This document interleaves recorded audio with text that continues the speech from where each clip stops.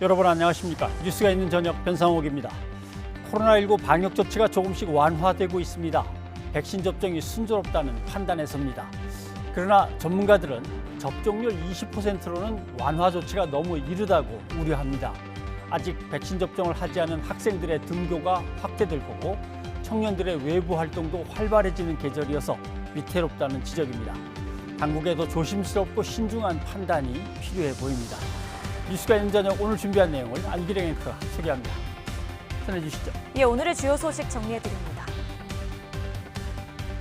대법원이 최근 김학의 전 법무부 차관에게 뇌물을 줬다고 증언한 사업가가 검찰의 회유를 받았을 가능성이 있다며 사건을 파기환송해 논란이 됐습니다.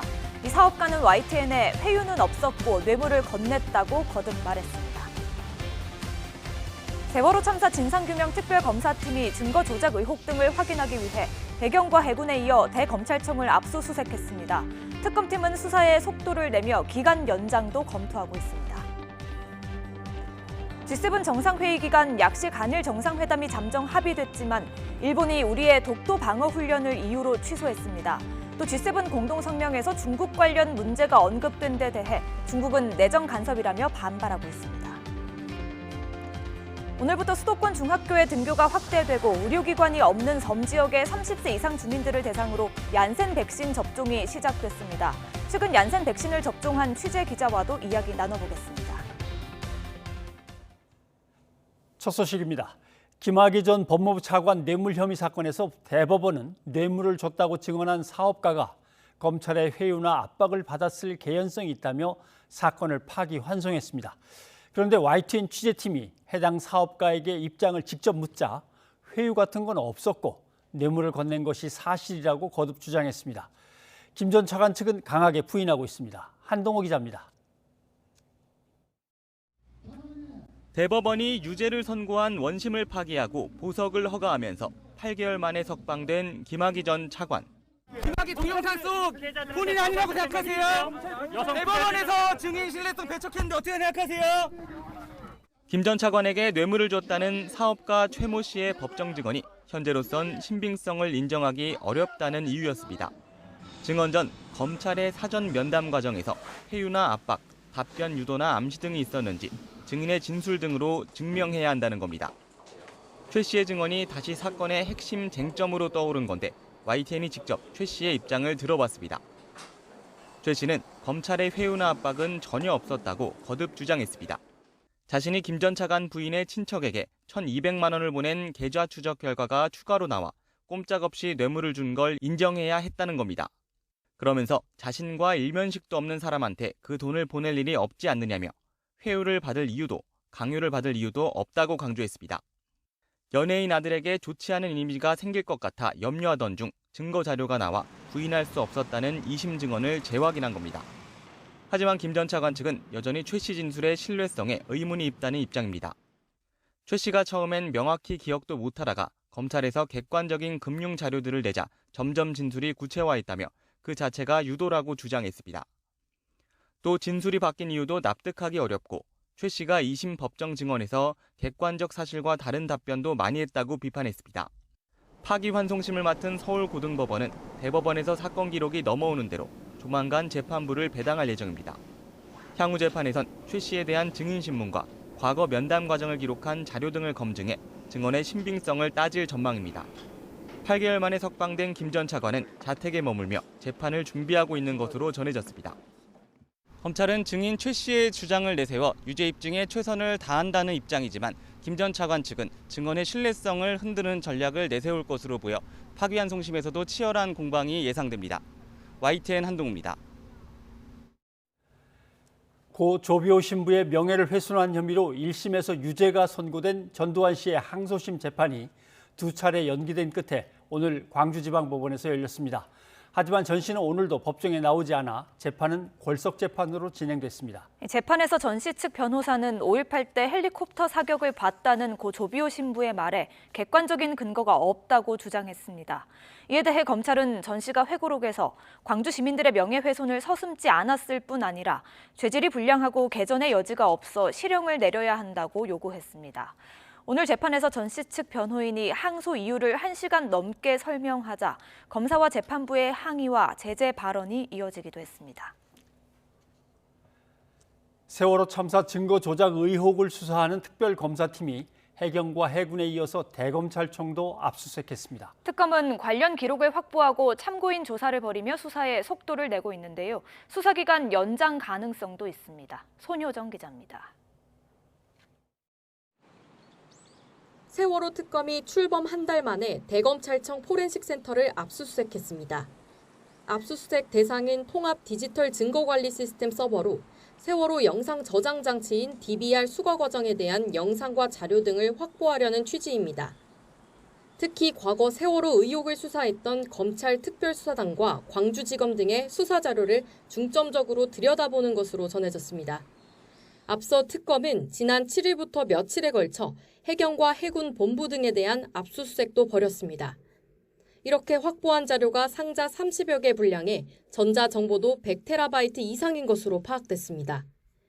지난달 13일 공식 출범한 세월호 특검팀이 규명해야 할 핵심 의혹은 세월호 CCTV 데이터 조작 의혹과 해군과 해경의 DVR 바꿔치기 의혹 등입니다. 특검은 세월호 사건을 조사했던 사회적 참사위원회와 DVR 수거 과정 의혹을 제기했던 4.16 세월호 참사 특별조사위원회 관계자 등을 참고인 신분으로 불러 의혹의 실체를 파악했습니다. 국립과학수사연구원은 세월호 DVR 하드디스크와 영상 복원 데이터 등의 감정도 의뢰해 복원 여부를 가늠하고 있습니다. 법적으로 정해진 수사기한 60일의 반환점도 돌면서 남은 한 달 수사는 더 속도를 낼 것으로 보입니다. 다만 참고인 신분으로 불러 조사한 사람은 11명에 달하지만 아직 입건해 수사하고 있는 피의자는 없습니다. 참사가 발생한 지 수년이 지난 데다 압수수색 외에 국회와 검찰 등으로부터 입수한 기록들만 800여 건 분량과 전자정보 40여 테라바이트 분량에 달해 사실관계를 파악하기에도 시일이 많이 소요되기 때문입니다. 이에 따라 특검은 대통령의 승인을 받아 수사기한을 30일 더 연장하는 방안도 염두에 두는 것으로 전해졌습니다. 세월호 특검은 지난달 공식 출범을 알리며 증거가 가리키는 대로 따라간다면 진실에 도달하리라 생각한다고 수사에 첫 발을 뗐습니다. 연이은 압수수색으로 관련 자료는 충분히 확보한 것으로 보이는 만큼 남은 기간에 어떤 성과를 낼 수 있을지 주목됩니다. YTN 손효정입니다. 공군 간부 성추행 사건 수사에 나선 국방부 검찰단이 지난주 2명을 추가로 구속했지만 수사는 가시적으로 진척되지는 않고 있습니다. 부실 수사와 관련해 국방부는 공군 검찰에 대한 수사를 계속하겠다고 밝혔습니다. 하지만 공군 검찰은 아직 한 차례도 소환 조사를 받지 않았습니다. 김문경 기자입니다. 공군 간부 성추행 사건을 수사 중인 국방부 검찰단이 지난 주말 노모준이 등 2명을 직무유기 등의 혐의로 구속했습니다. 숨진 이중사의 상관으로 2차 가해 의혹을 받던 핵심 인물이었습니다. 하지만 부실 수사 의혹을 받는 공군 검찰은 아직 한 차례도 소환 조사를 받지 않았습니다. 공군 검찰은 군사경찰로부터 사건을 넘겨받은 지 55일 만인 지난달 31일 첫 가해자 조사를 진행했습니다. 이중사가 숨진 뒤로 이에 따라 피해자 조사는 한 차례도 이루어지지 않았고 20비행단 군 검찰의 상부인 공군 법무실도 의혹을 받기는 마찬가지입니다. 공군 검찰에 대한 수사가 주춤하는 상황이지만 국방부는 조사를 계속할 것이라고 밝혔습니다. 지금 현재 계속해서 지금 이루어질 것으로 보입니다. 사건이 발생한 20비행단 군사경찰의 부실 수사 의혹도 계속 조사 중이라는 말만 반복하고 있습니다. 조사본부가 지난 4일 이후 조사를 진행했지만 아직 혐의는 특정되지 않은 상황입니다. 군 안팎에선 업무 보고 과정의 위법 여부를 살피고 있는 국방부 감사와 맞물려 있어 수사도 더디게 진행되는 게 아니냐는 지적도 제기됩니다. 유족 측이 보고 체계 문제도 분명히 밝혀야 한다고 강조하고 있는 가운데 고 이중사의 부모가 내일 국방부 검찰단에 출석합니다. 첫 참고인 조사에서 유족 측은 2차 가해 정황은 물론 생전 이중사에 대한 직접 성추행 의혹 등에 대해 진술할 것으로 보여 수사가 탄력을 받을지 주목됩니다. YTN 김문경입니다. 네, 앞서 첫 뉴스에서 김학의 전 법무부 차관에게 뇌물을 줬다고 증언한 사업가 진술을 다시 전해드렸습니다. 검찰의 회유나 압박을 받은 건 없다는 이야기입니다. 박준 변호사와 함께 이 사건 얘기를 더 나눠보도록 하겠습니다. 어서 오십시오. 안녕하세요. 좀 어렵습니다. 사건이 좀 복잡하긴 합니다. 그렇죠. 왜냐하면 1심에서는 나름대로 공소시효에 문턱도 있고 여러 가지 있었지만 제가 넘지는 못했다가 2심에서는 또 유죄가 일부 나왔다가 네. 다시 대법원으로 가서는 파기 환송되고 그렇죠. 원심 쪽으로 돌아가라고 또 얘기가 나왔고, 자, 이 논란을 좀 설명을 좀 해주시죠. 일단은 성범죄 부분이 있습니다. 예. 그것은 이미 시간이 많이 지났기 때문에 공소시효가 지나서 공소시효 지난 경우는 법원에서 면소 판결을 내립니다. 예. 그래서 그 부분은 지금 문제가 되지 않고 있고요. 지금 문제가 되는 부분은 뇌물 부분입니다. 새롭게 조사하다가 발견됐던 사업가 최모 씨의 뇌물 부분인데 예. 1심에서는 그 뇌물죄가 인정이 되지 않았는데 2심에서 뇌물죄가 인정이 됐습니다. 2심까지가 사실심이고 대법원에서 문제 삼았던 거는 과연 형사재판에서 증거가 중요하고 그 증거가 진술이 있다면 신빙성이 있어야 되는데 예. 그 진술 자체가 신빙성이 좀 떨어진다. 그래서 2심의 증인신문 과정에서 했던 그 진술 부분 신빙성이 떨어지기 때문에 새롭게 판단을 해봐야 된다라고 하면서 그 부분을 파기를 했고요. 새롭게 2심으로 돌려보낸 그런 상황입니다. 예. 그런데 이제 YTN 취재팀이 그 사업가를 직접 만났습니다. 당신이 뇌물을 줬다고 해놓고 네. 대법원에서는 당신이 뇌물을 줬다는 그 진술에 대해서 제대로 믿지를 못하겠다. 검찰이 회유하고 압박해서 그렇죠. 이게 말이 왔다 갔다 하거나 말을 바꾼 걸로 의심을 받고 있는 건데 어떻게 된 거냐라고 하니까 아니 나는 분명히 줬다. 네. 이렇게 또 얘기를 한단 말이죠. 이게 대법원에서 왜 이것이 신빙성이 의심되냐고 했냐 하면 검찰이 이제 증인들을 이제 불러서 법정에 가기 전에 미리 좀 얘기했던 부분, 예. 사전에 면담했던 부분, 이 부분이 좀 문제됐던 겁니다. 어. 사전에 면담하면서 증언을 좀 유도한 거 아니냐, 압박한 거 아니냐. 그래서 가서 2심에서 저런 식으로 진술을 1심의 진술을 바꿨을 가능성이 있다. 이 가능성 때문에 문제가 있다라는 거거든요. 예. 또 이미 또 검찰 같은 경우는 이 부분에서 반박을 좀 하고 있는 상황입니다. 그거는 우리가 함부로 한 게 아니고 검찰 사무규칙에 그런 조치가 있다. 사무규칙에 따라서 이미 증인 사전 면담을 할 수 있고 그렇게 했기 때문에 회유 압박이 아니다라고 지금 얘기한 상황이고요. 그 두 개가 지금 대립된 상황인데 일단은 이 중요한 이 증인 최 씨는 나는 뭐 압박됐거나 그런 건 아니고 내가 뇌물을 준 거는 맞다라고 지금 얘기하고 있는 그런 상황입니다. 예. 뭐 긴 얘기를 뒤를 더 읽어보면 아들이 뭐 연예인이어서 아들의 미래에 뭔가 내가 잘못되면은 영향을 미칠까봐 걱정하고 있는데 갑자기 검찰이 증거를 탁 들이대면서 돈 보낸 게 여기 있다라고 네. 하니까 뭐 부인을 할 수도 없고 그냥 인정을 한 것이 맞다. 그렇죠. 그런 얘기죠. 1심하고 2심하고 진술이 달라요. 1심에서는 너 뇌물이라고 생각하지 않고 줬던 것이다 하는데 2심에 가서는 뭐 휴대전화를 사용했다든지 일부 금액이 이 친척한테 갔던 부분이 있습니다. 예. 이 부분에 대해서 이 계좌 자료가 나오면서 특히 아들 자체가 아주 유명한 연예인이라고 합니다. 뭐 예. 누군지 알 수 없지만 그 아들한테 영향을 끼칠 수 있기 때문에 1심에서는 나갈 수 있었지만 그렇게 피해 나갈 수 있지만 2심에서는 부인할 수 없다고 판단하고 그래서 그때 자백을 했고 얘기를 했다. 그 당시에 검찰에서는 뭐 회유를 하거나 압박을 했던 건 없다라고 지금 얘기를 하고 있습니다. 오히려 YTN 취재팀을 만나서는 내가 이 사람한테 돈 보낸 걸 검찰이 증거를 갖고 왔는데 네. 나하고 이 사람은 아무런 관계도 없는데 내가 뇌물을 주는 게 아니라면 내가 이 사람한테 돈을 왜 보내겠느냐. 그렇죠. 이렇게 얘기를 한단 말이죠. 그 부분을 보면 사실은 아무런 친분 관계가 없는 사람한테 몇 천만 원이 가버린 거거든요. 예. 갈 리가 없잖아요. 그렇기 때문에 본인이 이제 2심에서는 인정을 해버린 결과가 됐는데 일단 법원에서 대법원에서 이렇게 판결을 뒤집은 이유는 그런 어떤 회유라든지 사전 면담이라든지 불법성이 좀 있다라고 본 것 같아요. 예. 사실 이 사건이 돌고 돌아서 결국은 또 석방이 돼버렸는데 최초에 김학의를 알아보지 못했던 것부터 해서 다 검찰이 문제가 됩니다. 예. 결과론적으로 검찰의 수사 방식 또 증인을 불러서 하는 방식 중에 이 부분이 사실 논란이 많이 됐었는데 아마 대법원에서는 이 부분을 좀 다시 판단해봐라라는 것 같습니다. 말씀을 듣고 보니 문제를 일으킨 것도 검사고 네. 그걸 갖다 제대로 수사를 못한 것도 검사고 수사를 나중에 다시 뒤집은 것도 검사고. 예. 다시 안 된다고 퇴짜를 맞은 것도 검사고. 네. 뭐 이렇게 되는 거네요. 복잡합니다. 그럼 파기환송심에서도 역시 회유와 압박 이 문제를 계속 이제 다투게 되겠군요. 그렇죠. 기본적으로 대법원에서 그렇게 파기환송을 하면 고등법원은 구속될 수밖에 없습니다. 그래서 증언의 신빙성이 떨어지는 상태에서 다른 증거들이 보강이 돼야 될 것 같아요. 예. 그게 되지 않는다면 지금 대법원 어떤 파기 환송 결과 무죄가 될 가능성도 배제할 수 없는 상황이고요. 그렇다면 검찰 입장에서는 반대되는 증언, 뭐 지금 이 사람의 증언 말고요. 예. 이 사람 증언은 오염됐다고 보는 겁니다. 이미 사전 면담을 통해서 잘못된 증언일 가능성이 있다라고 본 거기 때문에 다른 어떤 증거들을 통해서 다시 입증 활동을 하는 상황이 될 거라고 지금 생각이 듭니다. 네. 그런데 문제는 여기에서 이정섭 수원지검 3부장 네. 예, 이제 문제가 됐습니다. 이 사건으로 수사할 때는 이 사람을 벌을 주기 위한 검사였는데 네. 다시 이 사건과 관련해서 김학의 전 차관이 외국으로 나가려는 걸 갖다가 막는 과정에 문제가 있었다는 걸 수사하는 과정에서는 이 사람을 피해자로서 이제 불러가지고 다독이면서 또 조사를 해야 돼요. 네.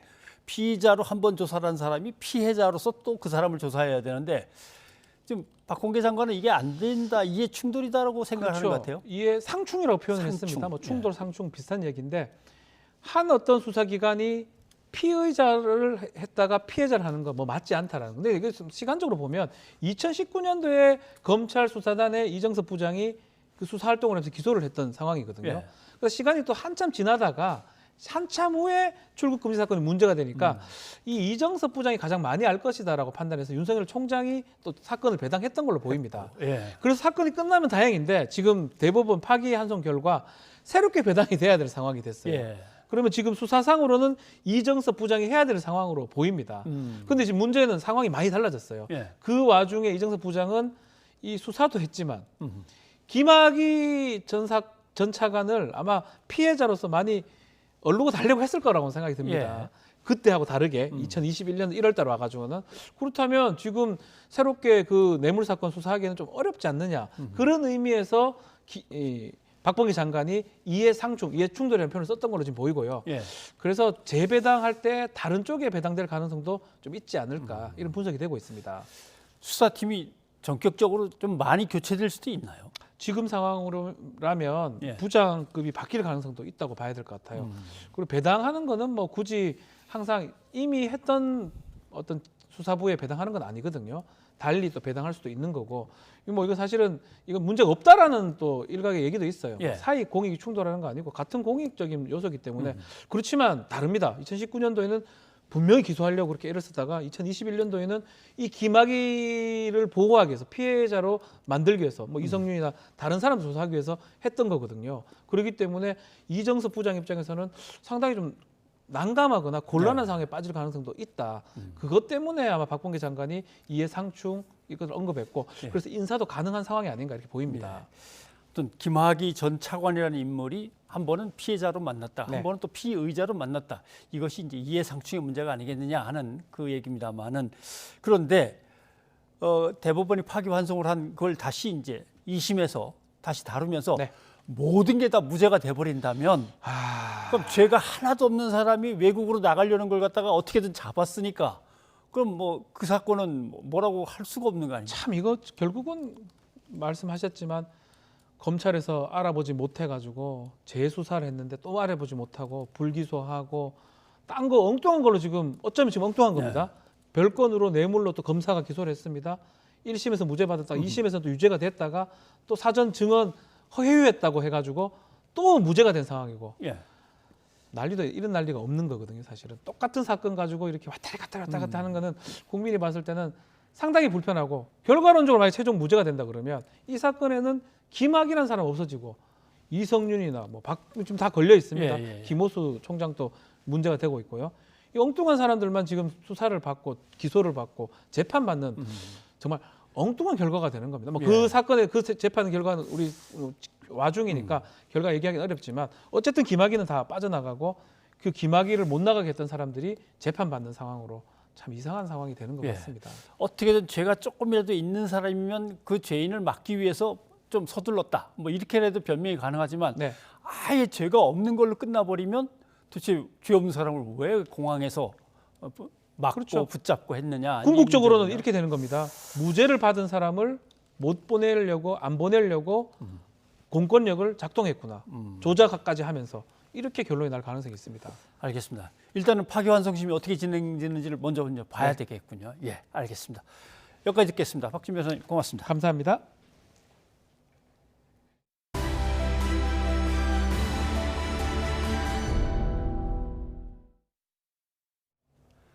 더불어민주당이 국민의힘 새 지도부에 여야와 정부 간 상설협의체 재가동을 제안했습니다. 국민의힘 이준석 대표는 조만간 합의를 통해 정례화하겠다며 일단 긍정적으로 답했습니다. 차정윤 기자입니다.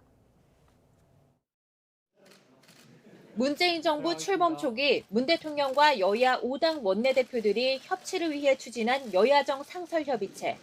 석 달 단위로 만나 현안을 매듭짓기로 했지만 지난 2018년 11월 첫 회의를 끝으로 4년째 멈춰 있습니다. 경제와 민생이 어렵고 또 남북 관계를 비롯해서 국제 정세가 아주 급변하고 있는 그런 상황이기 때문에 협치를 바라는 그런 국민들 기대가 매우 높습니다. 송영길 민주당 대표가 국민의힘 새 지도부 선출을 계기로 여야정 협의체 카드를 다시 꺼냈습니다. 국민의힘이 과거와 달리 합리적인 보수로 거듭나길 기대한다며 협력을 요청했습니다. 여야정 상설 협의체에 대해서도 국민의힘이 기존 입장과는 다른 전향적인 결정이 있을 걸로 기대됩니다. 이준석 대표께서 반대를 위한 반대, 적대적 공생이라는 구시대적 문법에 탈피해서 이준석 국민의힘 대표도 일단은 환영했습니다. 민주당의 정기회담 제안을 긍정적으로 평가한다며 이른 시일 안에 방식과 시기를 합의해 정례화하겠다고 화답했습니다. 형식이나 아니면은 뭐 주기라든지 이런 것들은 저희가 따로 논의를 하겠지만은 빠른 시일 내에 저희가 합의해서 정례화해서 국민들께 협치의 비전을 보이도록 하겠습니다. 만약에 여야정 협의체가 재가동된다면 우선 국민적 관심이 큰 부동산 정책과 백신 수급, 코로나 대응 방안이 다뤄질 가능성이 큽니다. 내년 대선을 앞두고 진영 공방이 격해질 수 있는 만큼 여야정 협의체 재가동까지 많은 난관이 예상됩니다. 여야가 어떻게 새로운 협치의 모습을 보여줄지도 양당 지도부의 또 다른 협상력 시험대가 됐습니다. YTN 차정훈입니다. 이준석 대표가 이끄는 국민의힘 새 지도부는 공식 일정 첫날 그간의 관행과는 약간 다른 일정을 소화했습니다. 당직 인선에 대해 공개적인 문제 제기도 있었는데요. 이 대표는 당박 대선 주자 영입에 대한 입장도 밝혔습니다. 이경국 기자입니다. 36살 젊은 당대표를 필두로 한 국민의힘 새 지도부의 행보는 시작부터 파격이었습니다. 국립서울현충원을 찾던 전임 지도부와 달리 서해 수호 희생장병의 묘역이 있는 대전 현충원을 찾아 희생과 헌신을 잊지 않겠다고 강조했습니다. 보훈 문제나 아니면 여러 사건 사고의 처리에 관해서는 적극적이지 못했던 면도 있습니다. 그래서 그런 부분을 상당히 반성하면서 이어서 향한 곳은 광주 건물 붕괴 사고 희생자들의 합동 분향소였습니다. 보수정당 대표로는 이례적으로 첫날 광주를 방문하며 호남 동행을 거듭 강조한 겁니다. 공유자전거 따릉이를 이용하는 이 대표는 주류 정치인에게 외면받았던 논제들을 선점할 거라며 파격의 의미를 이렇게 설명했습니다. 사실 저희가 지금 행하는 파격이라고 하는 것들은 새로움을 넘어가지고 여의도의 새로운 표준이 되어야 합니다. 그 다양한 생각이 공존할 수 있는 그릇이 되어야 하고요. 변화에 대한 두려움보다는 새로움에 대한 기대가 우리의 언어가 되기를 바라면서 첫 최고위원 회의에서는 사전 협의를 거치지 않은 당직 인선에 대한 우려의 목소리도 나왔지만 최고회의에서 협의를 해야 되거나 또는 결정해야 될 많은 일들이 사전에 전부 다 공개가 되고 이미 발표가 된다면 최고회의가 사실은 형해화되고 새벽 5시부터 첫날에만 10여 개의 일정을 폭풍 소화하는 활력에 기분 좋은 긴장감을 나타내기도 했습니다. 새벽 3시부터 일어나서 우리 대표님과 함께 지도부가 대전과 광주를 찍고 지금 다시 여의도로 왔는데요. 사실 많이 피곤하네요. 이 대표는 당박 대선 주자들을 서둘러 불러 모아야 한다는 지적에는 의원총회 발언을 통해 빅텐트를 치겠다고 답했습니다. 청년 대표를 중심으로 닻을 올린 국민의힘 새 지도부. 일단 시작은 순조로워 보이지만 민심이 요구한 변화와 동시에 야권 전체의 화합을 이끌어야 한다는 숙제를 안고 있습니다. YTN 이경국입니다. 30대 제1야당 대표의 등장에 위기감을 느낀 민주당에선 청년 대선 기획단장이 거론되고 있습니다. 윤석열 전 검찰총장은 국민의힘에 기대감을 나타내면서도 입당 여부는 밝히지 않았습니다. 황혜경 기자입니다. 더불어민주당이 최고위원회의에서 청년 최고위원의 발언 순서를 앞당겼습니다.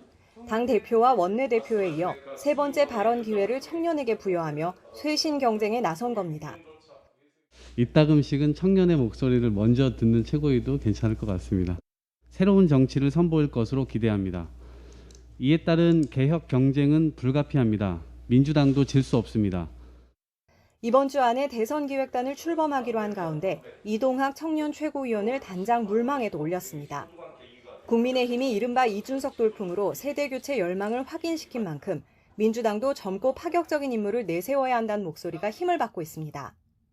젊은 바람의 영향인지 여권의 대선 주자 가운데 유일한 97세대인 박용진 의원의 지지율도 3위로 껑충 뛰어올랐습니다.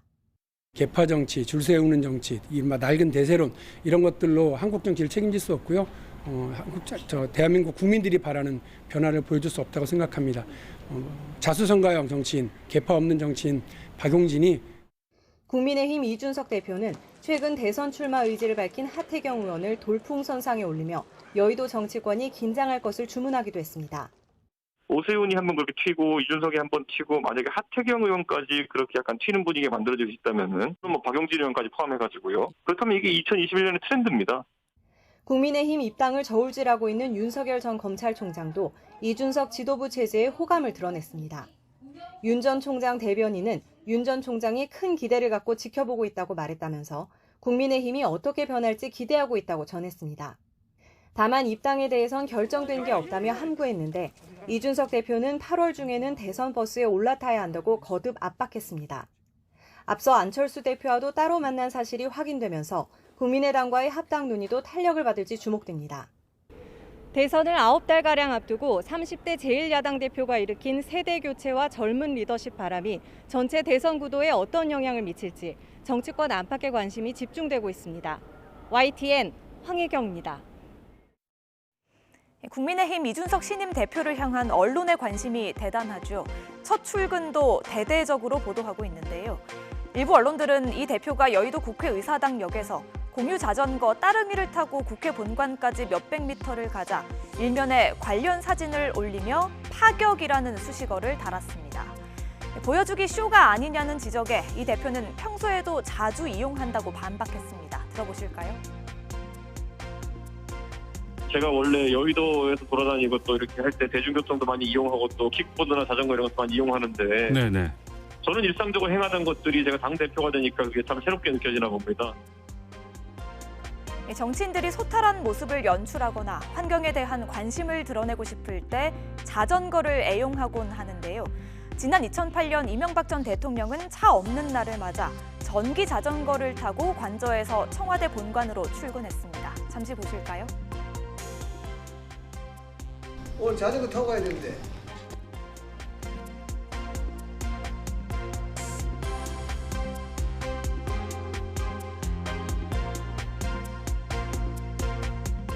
네, 이 전 대통령의 자전거 출근이 언론을 통해 소개되자 당시 이달곤 행정안전부 장관, 유인촌 문화체육관광부 장관 등이 이 자전거 출근 대열에 합류하기도 했습니다.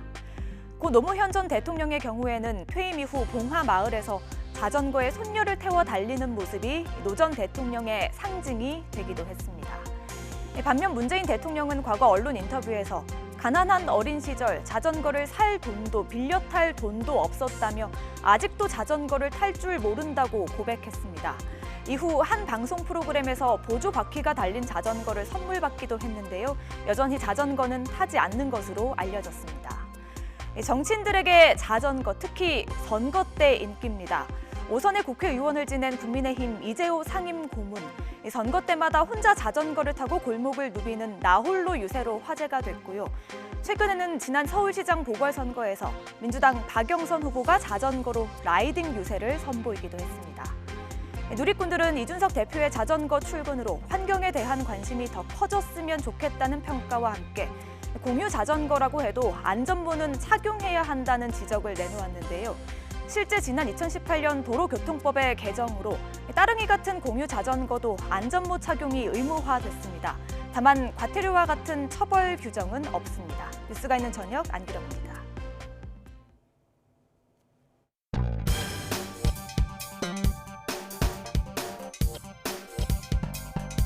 너무나 국민적 불신이 크고 내로남불, 부동산 문제에 대해 예민하기 때문에 우리 스스로 집권당의 외피를 벗고 탈당한 상태에서 적극적으로 수사에 협조하고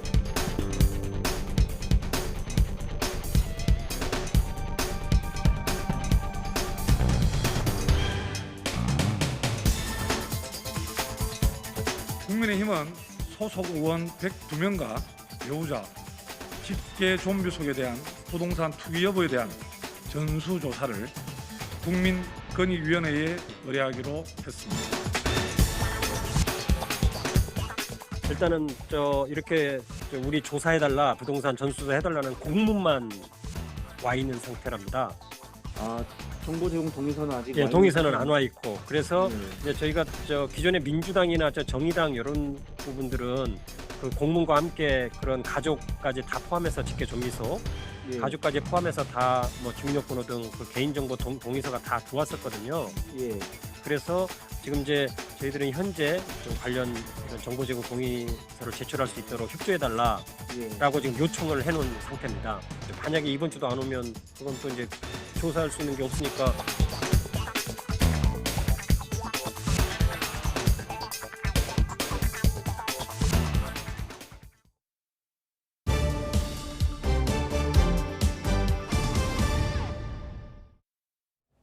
코로나19 일일 확진자가 77일 만에 300명대로 내려왔습니다.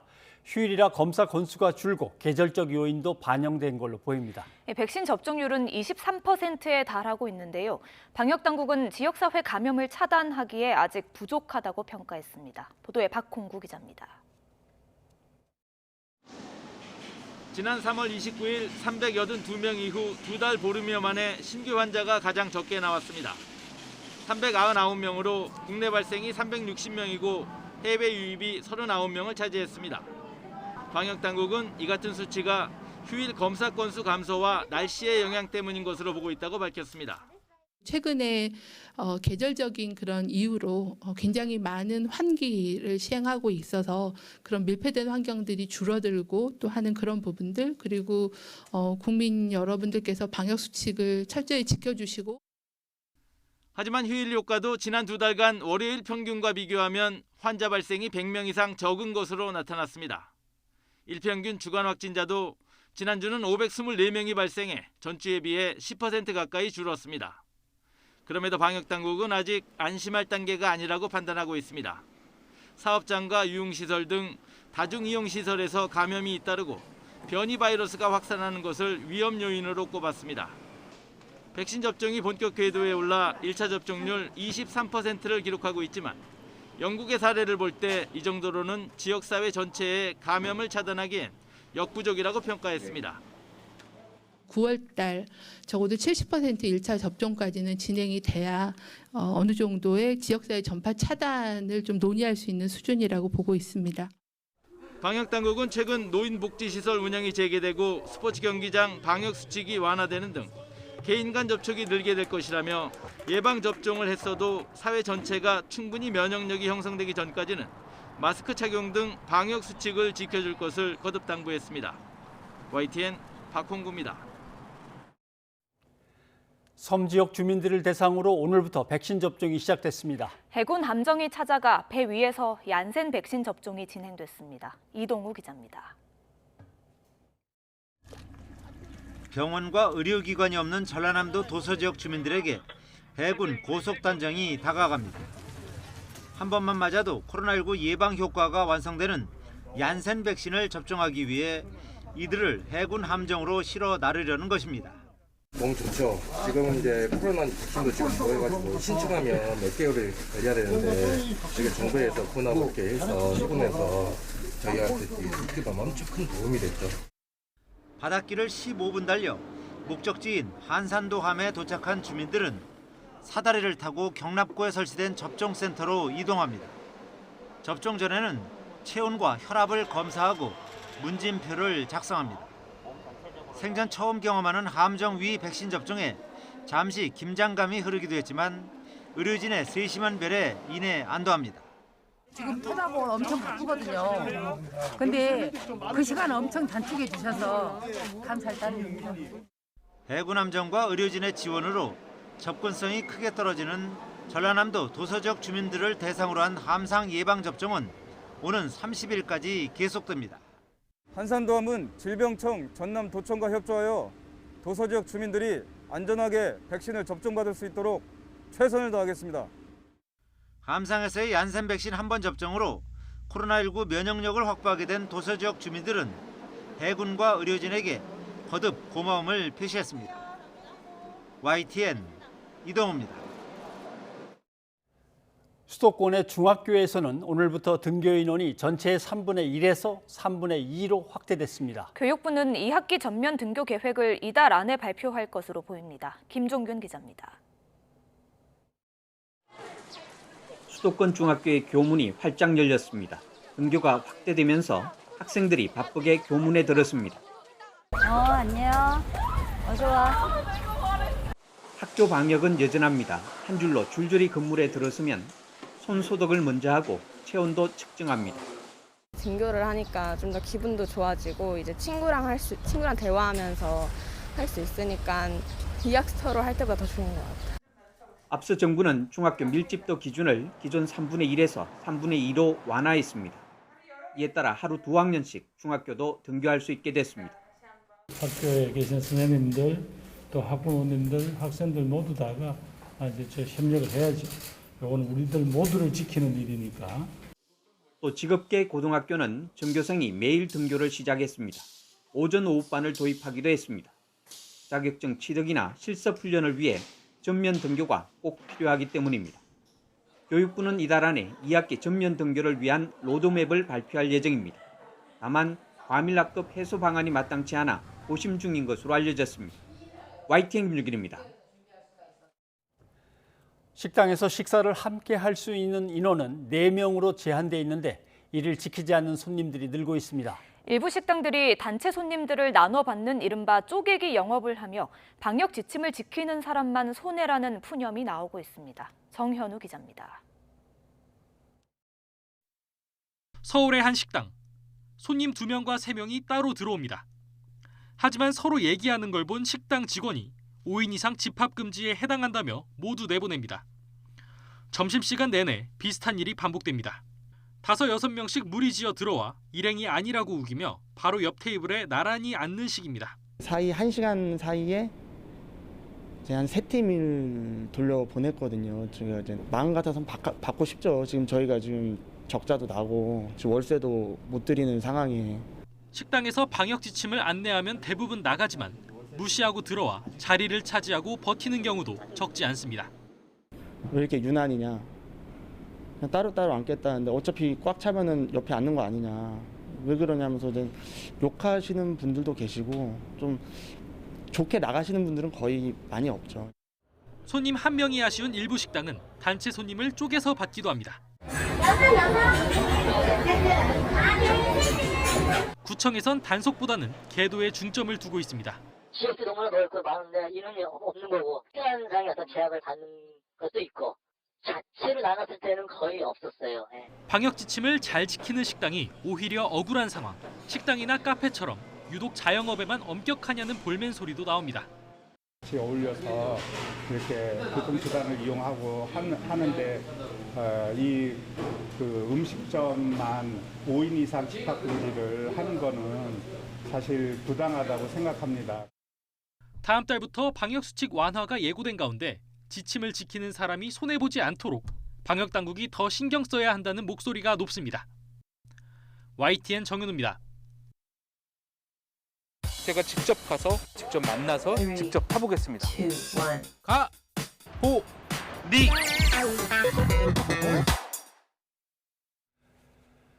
코로나19 백신 접종이 속도를 내면서 접종자가 이번 주에 상반기 목표인 1,400만 명에 이를 것이란 전망이 나왔습니다. 예, 접종자가 늘어나며 이런저런 이상 반응 사례도 등장하고 있는데요. 최근 얀센 백신 접종한 양시창 기자와 함께 관련 내용 짚어보겠습니다. 안녕하십니까? 네, 어서 오십시오. 네, 안녕하세요. 네. 젊은 세대인데 백신을 맞은 건 아마 그 예비군 네, 그걸로 그렇습니다. 맞은 거죠. 예. 제가 지난주 목요일, 그러니까 10일에 얀센 백신을 접종했습니다. 회사 근처 내과에서 오전 10시에 이제 했는데요. 조금 여유 있게 도착했는데 저처럼 접종을 기다리는 30, 40대 남성들이 많았습니다. 먼저 간단한 예진표를 작성한 뒤에 안내를 받아서 의사의 진료를 받았고요. 곧 이어서 바로 백신을 접종했습니다. 영상을 먼저 보시겠습니다. 예. 주사하실 때 좀 불편한 느낌 있으실 수 있고요.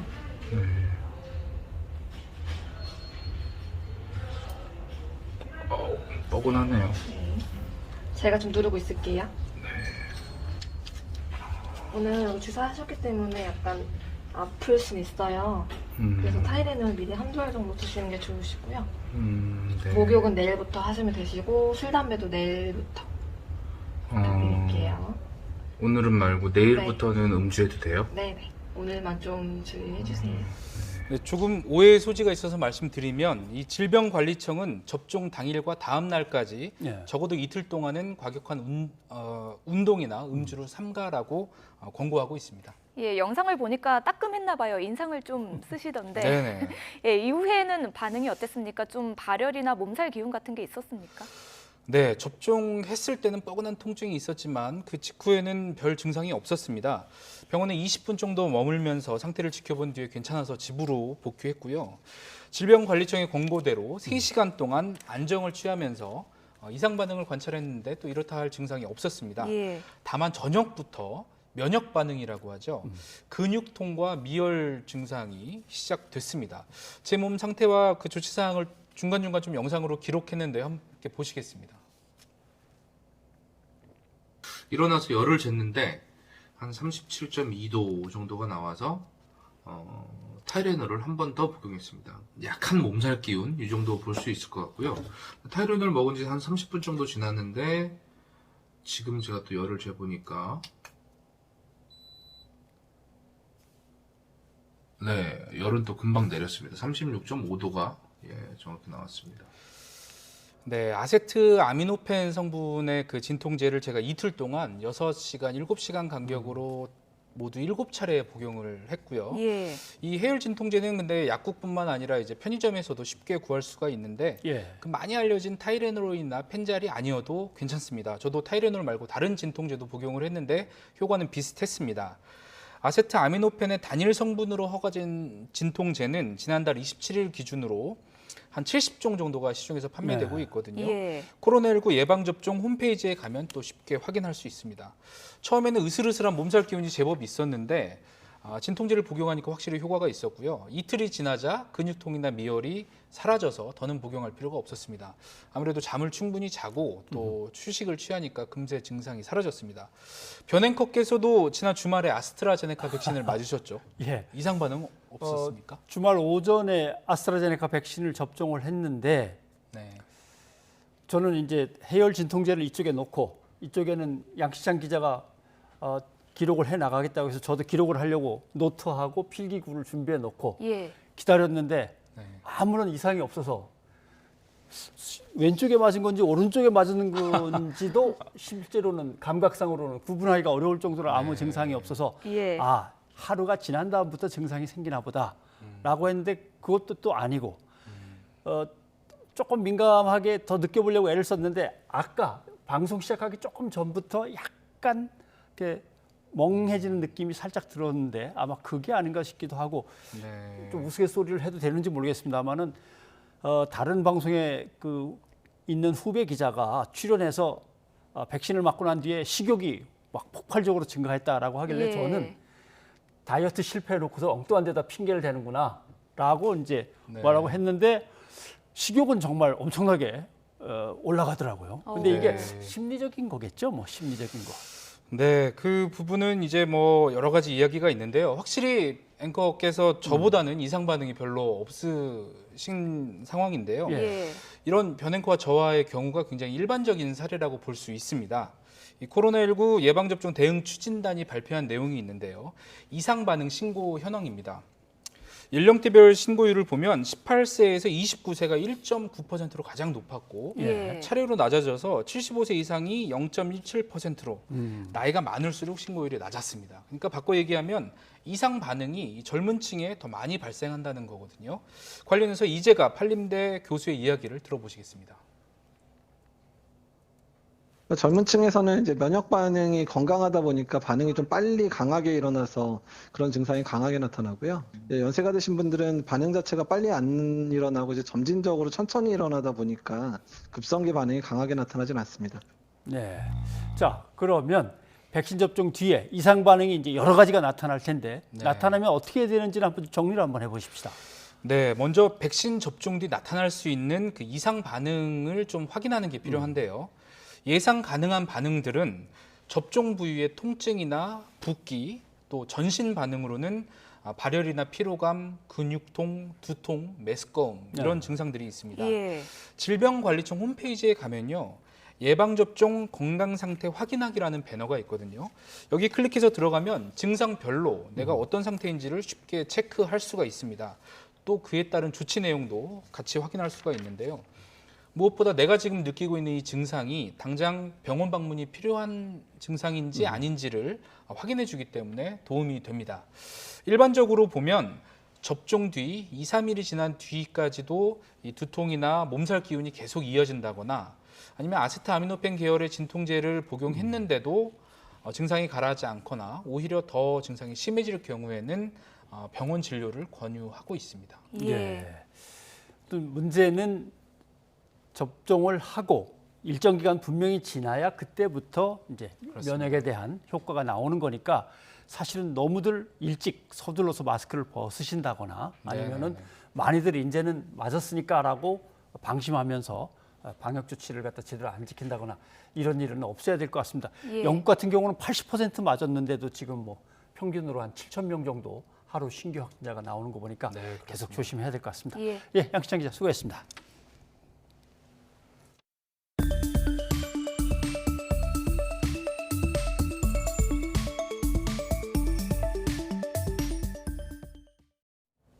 문재인 대통령은 북한이 동의한다면 코로나19 백신을 북한에 공급하는 데 협력하는 방안을 적극 추진할 것이라고 밝혔습니다. 문 대통령은 한 오스트리아 정상 기자회견에서 북한에 대한 백신 지원 의향을 묻는 질문에 한국이 글로벌 백신 허브의 역할을 할 경우 북한도 당연히 협력 대상이 된다며 이같이 말했습니다. 그러면서 미국도 북한에 대한 인도주의적 협력을 적극 지지하고 있다고 덧붙였습니다. 문 대통령은 고소득 국가들이 백신 접종에서 앞서간다 해서 코로나에서 해방될 수는 없다며 개도국과 저소득 국가가 공평하게 백신을 접종해야 한다고 강조했습니다. G7 정상회의 기간에 우리나라와 일본 두 나라가 약식 정상회담에 잠정 합의를 했지만 일본이 일방적으로 취소한 것으로 파악됐습니다. 우리 군의 독도 방어 훈련을 이유로 들었는데요. 매년 진행되는 훈련을 명분으로 정상 외교를 거부하는 것은 비우호적인 행동이라는 지적이 나오고 있습니다. 김도원 기자입니다. 2박 3일간 계속된 주요 7개국 G7 정상회의 기간 한일 정상회담은 없었습니다. 문재인 대통령이 만찬장 등에서 스가 일본 총리에게 다가가 짧은 인사를 나눈 게 전부였습니다. 문 대통령은 한일 관계의 새로운 시작이 될 수 있는 소중한 시간이었지만 회담으로 이어지지 못했다고 아쉬움을 나타냈습니다. 그런데 한일 양국은 원래 약식 정상회담 개최에 잠정 합의했던 것으로 파악됐습니다. 외교부 당국자는 실무 차원에서 한일 약식 회담에 잠정 합의했지만 일본 측이 우리의 동해 영토 수호 훈련을 이유로 결국 응하지 않았다며 유감을 표시했습니다. 매년 두 차례 정기적으로 실시되는 독도 방어 훈련을 이미 잠정 합의한 회담의 취소 사유로 거론한 건 적절하지 않다는 지적이 나옵니다.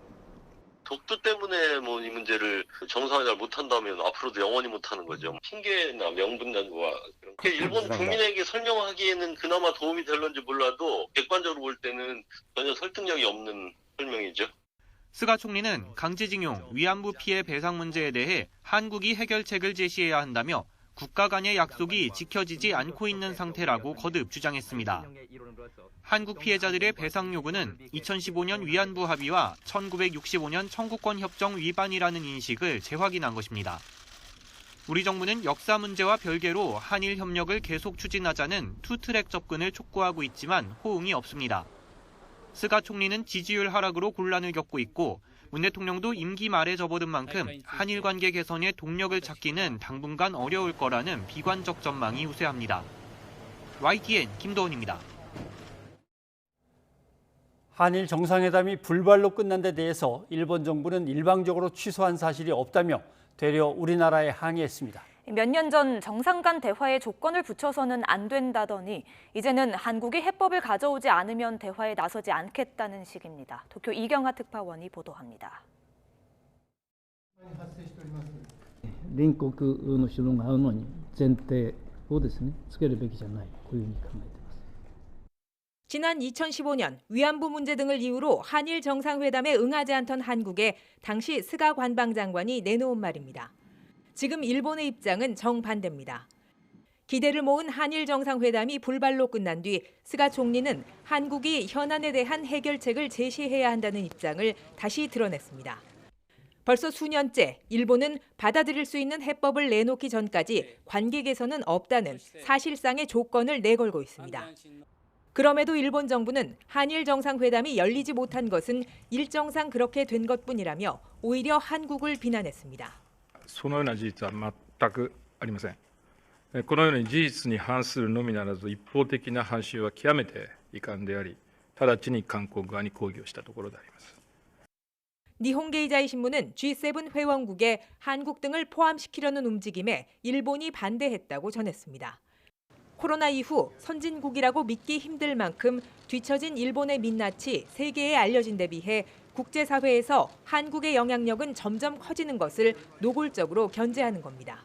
だからアメリカに対してはじゃあ韓国はそういうアメリカに対して売るものがあるんだけど日本は売るものがないと。だからそういう意味では余裕がなくなっている。だからその韓国がちょっとでも偉そうな顔をするのは絶対に気に入らないっていうか. 일본 SNS에서는 문 대통령이 다른 나라 정상들과 환하게 웃고 있고 스가 총리는 혼자 떨어져 있는 G7 정상회의 사진이 화제가 됐습니다. 소통 능력의 차이라는 설명과 함께 올라온 사진에 일본 정치학자 야마구치 지로 교수는 이런 인물을 지도자로 하고 있는 자신의 무력함이 부끄럽다며 통렬한 자기 비판을 내놨습니다. 도쿄에서 YTN 이경아입니다. 영국 코널에서 막을 내린 G7 정상회의는 중국을 견제하기 위한 공동전선에 초점이 맞춰졌습니다. 앞으로 우리 정부의 역할도 시험대에 올려질 것으로 보입니다. 이교준 기자입니다. 청와대는 이번 G7 정상회의 참여로 선도 선진국으로서 국제적 위상이 높아졌다고 평가합니다. 특히 글로벌 백신 허브 국가로서의 입지를 다지는 등 방역과 기후변화 등에 기여했다고 강조합니다. 국격이 높아진 만큼 책임과 의무도 커졌습니다. 특히 G7 정상들이 개발도상국에 대한 대규모 인프라 투자 추진에 합의한 점이 주목됩니다. 이는 사실상 중국이 추진해온 글로벌 경제협력 전략 1대1로를 견제하기 위한 것입니다. I propose that we have a democratic alternative to the Belt and Road Initiative, to Build Back Better, and they've agreed to that. 백악관은 이와 관련해 G7 회원국뿐만 아니라 마음이 맞는 파트너국들과도 협력해 자금을 조성하겠다고 밝혔습니다. 사실상 우리나라를 비롯한 G7 정상회의 초청국들의 역할 분담을 주문할 것임을 예고하고 있습니다.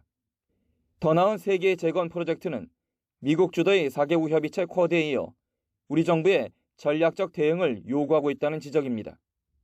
한미 관계를 강화를 하고 미국 중심의 회의체에 적극적으로 가담을 하면서 한중 관계를 관리하는 것이 계속해서 우리가 나아가야 할 방향이 아닌가. 더욱이 미중 갈등 전선이 반도체 공급망 재구축에서 코로나19 백신과 기후변화, 나아가 군사 분야까지 전방위 확산할 조짐을 보이고 있어 동참 압박은 갈수록 커질 것으로 보입니다. YTN 이교준입니다. 네, 리포트 보신 대로 주요 7개국 G7 정상회의가 끝났습니다. 신문들을 보면은 반중 연대, 반중 동맹, 이제 한국은 어떡할 거냐라는 제목이 많습니다. 어떤 내용을 G7의 반중 동맹, 반중 연대를 보는 걸까 한번 살펴보겠습니다. 우선 공동성명에 이런 게 들어가 있습니다. 신장 위구르 지역, 홍콩 지역의 인권과 자유 자치를 보장하라라는 거고요. 그리고 대만은 이제 중국의 속국이 아니잖냐. 독립된 나라인데 평화롭게 지내라. 그다음에 코로나19 아무래도 중국에서 시작된 것 같은데 다시 한번 조사하자라고 하는 얘기입니다. 중국이 민감해하는 것들을 다 담았습니다. 1975년 G7 정상회의가 시작된 이후로 공동성명에 이렇게 중국을 직접 겨냥해서 촉구하는 내용을 모두 집어넣은 건 처음입니다. 그러면서 등장한 게 이른바 B3W 계획입니다. B3W 계획.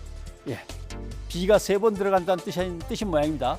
미국, 유럽 국가들이 40조 달러 정도로 돈을 모아서 남미, 아프리카, 인도 태평양 국가들의 인프라를 적극 지원하자라고 하는 겁니다. 중국이 이른바 1대1로 프로젝트로 세계 100여 개 나라의 영향력을 행사하면서 경제적인 지배력을 키우는 걸 차단하자는 겁니다. 그런데 다들 이 차단 계획에 다 동의를 하는 걸까 한번 보겠습니다. 미국 대통령, 개발도상국들을 이 중국에 빼앗길 수 없다. 언제나 미국 편인 캐나다 트루도 총리, 인권, 경제, 무역, 중국이 도전하고 있는데 여기에 협력해서 막아내야 된다 이런 얘기입니다. 그런데 유럽 국가의 지도자들은 뉘앙스가 조금씩 다릅니다. 보시죠. 독일의 메르켈 총리, 아니 이게 가난한 나라를 돕자는 건데 왜 정치적인 얘기를 자꾸 하냐라고 하는 거고, 그다음에 프랑스의 마크롱 대통령, G7이라고 하는 것은 중국에 적대하는 모임이 아니다. 중국과 함께 좋은 세상을 만들자는 거다. 이런 뜻입니다. 그다음에 중국이 유럽으로 진출하는데 가장 협조적으로 잘 지원하고 있는 이탈리아의 드라기 총리. 인권 문제가 아니라면 코로나19나 기후변화 등에 중국과 협력할 필요가 있다라고 하는 겁니다. 자, 정리를 해보면 이렇게 됩니다. 미국은 중국을 경쟁자로 봅니다. 그런데 유럽은 중국을 경쟁적인 파트너로 봅니다. 그다음에 B3W 계획을 미국이 내놨는데 본격적으로 이루어질지는 유럽 국가하고 서로 의견이 안 맞아서 잘 모르겠습니다. 아직 미지수입니다. 그리고 서방 선진국들도 물론 미국의 말을 꼭 따라가려는 건 아니지만 그렇다고 중국을 견제 안 하는 건 아닙니다. 경계하자는 뜻이 담겨 있습니다. 그다음에 우리의 문제인데 애매모호하게 이쪽 편도 아니고 저쪽 편도 아닌 거는 더 이상 어렵게 됐습니다. 이제는 우리도 원칙을 분명히 제시하고 그 원칙에 따라서 이 사안에 대해서는 이 나라와 손을 잡고 저 사안에 대해서는 저 나라와, 또는 애매한 사안에 대해서는 유럽 국가들과 손을 잡든지 하면서 뭔가 공동 대응에 나서야 될 것 같습니다. 변상욱의 앵커 리포트였습니다.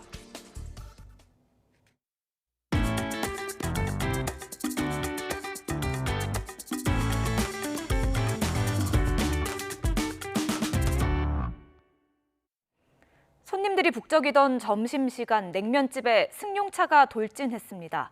모두 11명이 다쳤는데요. 경찰은 운전 미숙으로 사고가 난 것으로 보고 있습니다. 이준엽 기자입니다. 낮 1시 40분쯤 점심시간에 조금 넘긴 냉면 전문 음식점이 손님들로 가득합니다. 식사를 마친 50대 남성이 주차장으로 나온 뒤 일행이 탄 검은 승용차에 오릅니다. 2분 동안 멈춰있던 차량. 벼랑간 튕기듯 뒤로 달려갑니다. 이곳에 주차돼 있던 차량은 갑자기 후진하면서 유리창을 뚫고 식당으로 파고들었습니다. 돌진한 차에 치인 사람, 넘어지고 부서진 식탁에 끼인 사람, 순식간에 식당 안은 아수라장이 됐습니다. 조금 이렇게 유리만 깨지나 보다 그렇게 생각을 했어요. 근데 차가 계속 들어오는 거예요. 그 놀래가지고 나도 벙쪄가지고 영화 찍나 그렇게 생각을 했는데 차가 딱 섰는데 제일 먼저 밑에 사람이 깔려있나 이렇게 봤어요. 근데 사람은 없더라고요. 식당에는 모두 30여 명이 있었는데 이 가운데 식사하던 손님 11명이 다쳤습니다. 차에 치인 1명은 허벅지에 중상을 입었고 10명은 경상을 입었습니다. 차량 운전자는 음주 측정 결과 술을 마신 상태는 아니었습니다. 경찰 조사에서 처음엔 급발진이라고 주장했다가 뒤늦게 운전 미숙을 인정한 것으로 전해졌습니다. 음주는 감지되지 않았고요. 당시 마약이 의심되는 상황은 아니었기 때문에 마약 검사까지는 안 했고요. 엑셀레이터 밟은 부분에 대해서 후진 기어놓고 그냥 엑셀을 밟으신 거예요? 그렇죠. 경찰은 운전자를 안전운전 불이행과 조작 미숙 혐의로 불구속 입건하고 후진을 잘못하게 된 경위를 추가로 조사하고 있습니다. YTN 이준엽입니다. 서울 개포동의 한 아파트에서 택배기사 행세를 하며 강도 행각을 벌인 3명 가운데 1명이 붙잡혔습니다. 경찰 추적을 피해 자전거 운전자를 치고 달아나는 것을 본 시민들이 직접 쫓아가 몸싸움까지 벌이며 잡았습니다. 엄윤주 기자입니다. 일요일 오전 10시 10분쯤 서울 가련동의 먹자골목. 70대 어르신이 자전거를 타고 지나간 몇 초 뒤 자전거가 허공에 붕 떴다 떨어지고 시장 입구에 세워진 구조물도 맥없이 부러집니다. 어르신은 도로에 쓰러졌습니다. 마주오던 승용차가 들이받은 겁니다. 외부에서 쿵 하는 소리가 나길래 바깥을 보니까 자동차 흰색 승용차가 저희 가게를 정면으로 들이받은 상태였고, 그때 운전자가 해당 차에서 내려서 이쪽 골목길로 도주를 했습니다. 운전자는 사고를 수습하기는커녕 구조물 아래에서 빠져나오자마자 그대로 줄행랑을 칩니다. 이 남성은 지난 9일 서울 개포동 아파트에서 택시 기사로 위장해 강도 행각을 벌인 이른바 강남 3인조 가운데 1명인 51살 박모 씨였습니다. 당시 경찰 추적에 쫓기다가 다른 차량을 들이받는 사고를 내고 달아나 자전거 운전자까지 친 거였습니다. 도주한 박 씨는 곧바로 이 건물 안으로 들어갔고 1분도 채 안 돼 다시 뛰쳐나왔습니다. 이때 건물 밖에서 기다리고 있던 시민 2명이 박 씨를 붙잡았고 이때부터 몸싸움은 시작됐습니다. 근처 점포에서 리모델링을 하던 작업자 유재열 씨와 홍기혁 씨가 각각 박 씨의 팔과 허리, 다리를 잡고 늘어진 겁니다. 주변 주민들 신고를 받은 경찰이 도착할 때까지 15분가량 놓아주지 않았습니다. 둘이서 잡는데도 힘이 굉장히 강했었고요. 엄청나게 힘이 세갖고 저항이 너무 심했었고, 허리띠를 잡고 목을 잡고 넘어뜨리고 욕설을 하고 무조건 경찰 올 때까지 기다리라고. 출동한 경찰은 박 씨가 강도 용의자라는 걸 확인하고 긴급 체포했습니다.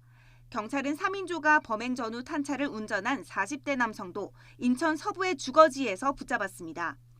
경찰 조사에서 박 씨는 묵묵부답으로 일관하고 있고 차량을 제공한 혐의를 받는 공범은 혐의를 전면 부인하는 것으로 알려졌습니다. 경찰은 붙잡은 2명에 대해 구속영장을 신청할 방침입니다. 또 CCTV 등을 분석해 나머지 일당 2명을 뒤쫓고 있습니다. YTN 엄윤주입니다. 어제 또 택배 기사가 뇌출혈로 쓰러졌습니다. 가족과 택배 노조는 과로 때문이라며 분류 인력의 투입을 주장하고 파업의 수위를 높이기로 했습니다. 내일부터는 2차 사회적 합의 회의가 진행됩니다. 홍민기 기자입니다.